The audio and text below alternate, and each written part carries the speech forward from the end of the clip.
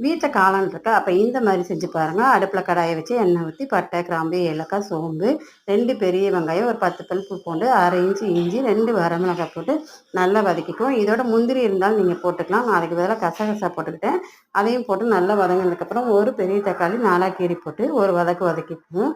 அதுக்கப்புறம் தேங்காய் துருவல் போட்டு ஒரு பெரட்டினதுக்கப்புறமா வீட்டிலேயே அரைச்ச மல்லித்தூள் 2 ஸ்பூன் போல் போட்டுக்கிறேன். அதையும் நல்லா போட்டதுக்கப்புறமா நல்லா ஆற வச்சு பேஸ்ட்டாக அரைச்சி எடுத்ததுக்கப்புறம் குக்கரில் வந்து எண்ணெய் ஊற்றி வெங்காயம், கருவேப்பிலை, கொத்தமல்லி, புதினா, வெட்டி வச்ச காளானை க்ளீன் பண்ணி வச்சுருக்கேன்.